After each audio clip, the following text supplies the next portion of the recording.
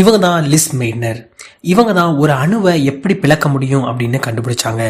But விதி இந்த கண்டுபிடிப்புக்காக இவங்களுக்கு நோபல் பிரைஸ் கிடைக்காம வேற ஒரு நபருக்கு கிடைக்க வச்சிருச்சு. பட் லேட்டர் இவர் தான் இந்த நியூக்ளியர் ஃபிஷன் கண்டுபிடிப்புக்கு சொந்தக்காரின்னு தெரிஞ்சு யூஎஸ் மேன்கத்தான் ப்ராஜெக்டுக்கு நியூக்ளியர் வெப்பன் பண்ண கூப்பிட்டப்போ அவங்க சொன்ன ஒரே பதில், I will have nothing to do with the bomb அப்படின்னு சொல்லி நிராகரிச்சுட்டாங்க.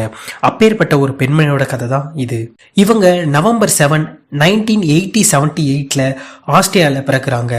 1906 யூனிவர்சிட்டி ஆஃப் வியன்னால அவங்களோட டாக்டரேட் பட்டத்தையும் வாங்கிட்டு 1907 மேக்ஸ் பிளாங்க்ஸோட லெக்சர் கேட்கறதுக்காக பெர்லின் போறாங்க. அப்படி பெர்லின் போறப்போ ஹான் அப்படிங்கிற ஒரு சயின்டிஸ்டோட ரேடியோ ஆக்டிவிட்டி பத்தி ரிசர்ச் பண்றதுக்கு இவங்களுக்கு ஒரு வாய்ப்பு கிடைச்சிருக்கு. 1913 மெய்னரும் ஹானும் பெர்லின்ல ஒரு ஹெவியரான எலமெண்ட்டை உருவாக்கணும் அப்படின்னு ஈடுபட்டு இருந்தாங்க. அப்படி ஈடுபடுறப்போ மெய்னர் ஒரு யுரேனியம் ஆட்டமை எடுத்து அதுல நியூட்ரானை பொம்பேட் பண்ண வைக்கிறப்போ நமக்கு ஹெவியர் எலமெண்ட் கிடைக்கும் அப்படின்னு முடிவு செஞ்சாங்க. அப்போ மெய்னர் இந்த யுரேனியம் ஆட்டம் மேல நியூட்ரானை மோத வைக்கிறப்போ இந்த யுரேனியம் ஆட்டம் 2 ஸ்பிளிட் ஆகி ஹியூஜ் அமௌண்ட் ஆஃப் எனர்ஜியை ப்ரொடியூஸ் பண்ணுச்சு. இந்த ப்ராசஸ்க்கு மெய்னர் நியூக்ளியர் ஃபிஷன் அப்படின்னு பேர் வச்சாங்க.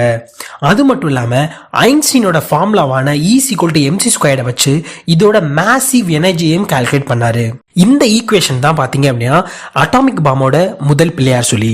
பட் ஆனால் அந்த டைம் பார்த்தீங்கன்னா வேர்ல்டு வார் 2 டைம். அதுவும் மெய்னர் ஒரு ஜூவிஸ். ஸோ மெய்னர் ஜெர்மனியை விட்டு வேற நாட்டுக்கு புறப்படுறாங்க. பட் ஹான் இந்த எக்ஸ்பெரிமெண்ட்டை கண்டினியூ பண்ணி பப்ளிஷும் பண்ணி 1944 இதுக்காக நோபல் பிரைஸும் வாங்குறாரு. ஆனால் இந்த கண்டுபிடிப்புக்காக மெய்னருக்கு எந்த ஒரு கிரெடிட்டும் அவர் கொடுக்கவே இல்லை. இதுக்காக மெய்னர் எந்த ஒரு வருத்தமும் படவே இல்லை. பட் நியூக்ளியர் ஃபிஷனை மெய்னர் தான் கண்டுபிடிச்சாங்கன்னு இந்த உலகத்துக்கு கொஞ்சம் கொஞ்சமாக தெரிய ஆரம்பிச்சிச்சு. பட் யூஎஸ் நியூக்ளியர் வெப்பன் பண்ண கூப்பிட்டப்போ அதை இவர் ரிவ்யூஸ் பண்ணிட்டாங்க. ஸோ ஃபைனலாக இவங்க 1968 எந்த ஒரு நோபல் பிரைஸும் வாங்காமல் இறந்து போனாலும் இப்போ அவரோட பேரில் ஒரு எலமெண்டே இருக்குங்க. அதுதான் அந்த எலமெண்ட் தான் நம்பர் 109 மெய்ட்ரேனியம்.